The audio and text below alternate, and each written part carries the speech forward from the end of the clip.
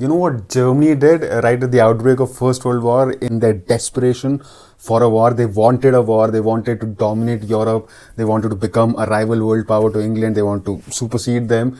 By now, we all know the sequence of events that led to First World War, right?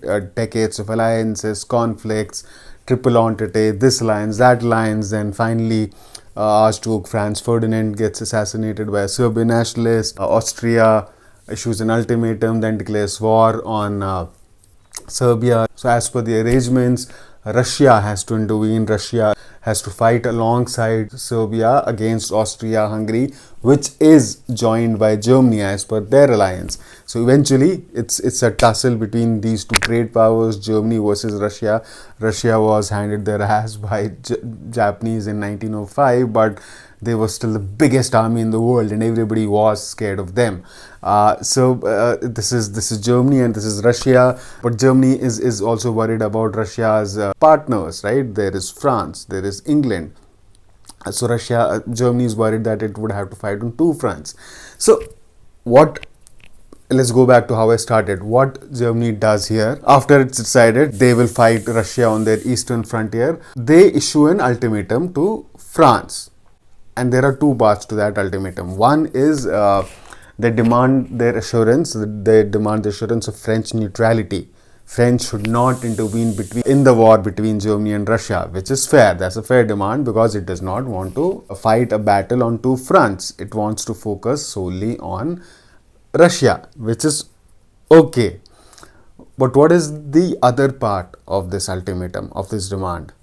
Germany, which is supposed to request France to not intervene, to maintain neutrality in the war between Germany and Russia, is actually threatening France, is demanding something of France. It says to France in that ultimatum where they demand neutrality, they also demand that France hand them over 4 fortresses, which are part of France's defense system, network of defense system. The ultimatum, which is supposed to be a request, is you maintain neutrality, one, fair demand. The second demand is you give away your fortresses to us, 4 fortresses. I think it's Staul, Verdun, Belfort, and there is one more. Now, why was it an unfair? Why was it why is it a crazy demand? First of all, it is crazy because of the nature of it. Like, if you are demanding their neutrality, why are you asking their territory? But what makes it crazier is that it was basically handing over the keys to France in the hands of Germany. Germany is prepping for a war against Russia, and as part of its request to France that don't interfere, it's asking France to give away its fortresses so that in the near future, when we are done with the war with Russia, we can then invade you. Because if France hands over those 4 fortresses, that's it. France is done with. Germany could invade them anytime because that was the biggest network of their defense system. Now, things get crazy. The German ambassador in France, who's supposed to deliver that ultimatum, that message, excludes that part of the demand. But it's too late. France has already intercepted. They already know what the ultimatum is.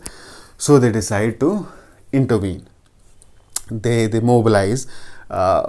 In a way, they mobilize. They don't right away jump into the battlefield against Germany, but the plans are made, and they have made a political decision, that they will fight this war alongside Russia against Germany. And now things get even more complicated because France is not as powerful as Germany. Germany was really powerful. It did not have as big an army as Russia had, but it had advanced tools. It had some generals which came up with very innovative war strategies which France lacked.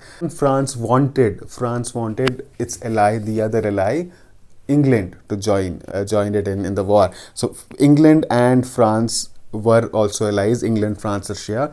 England and France had spent 9 years preparing for a war together.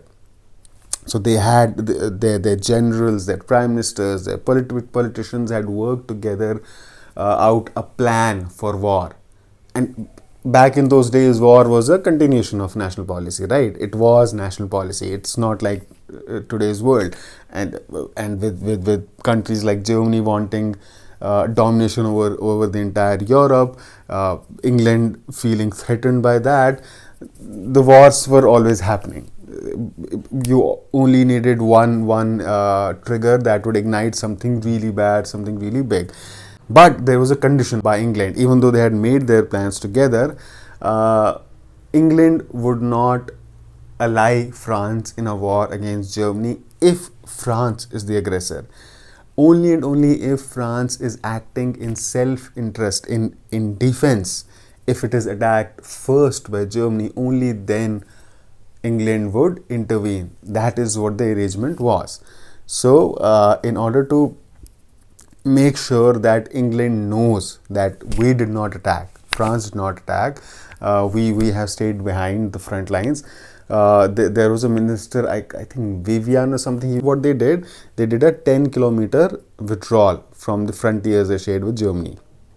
So they pulled away their forces by 10 kilometers, just so some random French soldier or a general is not caught in a crossfire, is not caught on the other side of the frontier, is smoking, and somebody mistakes that as a signal and somebody shoots at him and they shoot back and the war starts. Nobody is just walking aimlessly and they end up trespassing and that starts a war. Just to make sure none of that happens and England knows that France is not the aggressor, they did that 10-kilometer long withdrawal. So France is planning to mobilize. They are planning to mobilize, but they withdrew their forces by 10 kilometers from the frontiers they shared with Germany. Now this is not a defensive move. This is part of their war move because they want England to join. They want England to join forces. But then England has a separate government system. It's not like Russia. It's not an autocracy. It's not like Germany. Kaiser decides that we will go to war with XYZ country and everybody follows that. In England, it was different. There was government. There was tussle between cabinet, parliament, government. There were different ministers holding different portfolios. There was a peace group that did not want to interfere in war between two other countries, but then there were people like Winston Churchill, Edward Grey, who recognized that if Germany is allowed this free reign, she would not stop. She is first invading Belgium, France. She would start ruling Europe. She'll get a dominion over Europe. She will become a rival power to Britain. Then she would like to expand beyond Europe. England obviously does not want that given its history. And there were other reasons. It was a national policy. Brits wanted to honor their commitment because they had spent 9-10 years making those war plans. They could not back off. One, it's not just about commitment. You need France as an ally. You need your allies before and after wars too. If you ditch them in their hour of need, that has consequences, right? It will bite you back. So there is a group that is wholly in favor of going to war against Germany in England, and there's a peace group, and there are people who are unable to decide. Like Edward Grey was one of those people who probably wanted to go to war, but then too much of his riding. He wanted Germany to violate Belgian neutrality so that he could have an excuse to give a go ahead for mobilization. Everything was set. Winston Churchill made sure that everything was mobilized. He made sure the naval fleet, the biggest, the strongest naval fleet in the entire world back in the day, was prepared. Those people did not disperse. They did not go to their homes or for their duties or for their trainings. He made sure they were in a war station. The entire England naval was in a war station. They were ready for the war. They were ready to leave for the war. Winston Churchill made sure of that. All that was needed was a push that everybody in the warring party was hoping would come in the form of Germany violating Belgian neutrality. But like eventually what happens, what leads England to join France in the war, I'll throw more light on that in some other video. But I just uh, I just find it crazy that Germany would send that ultimatum to France.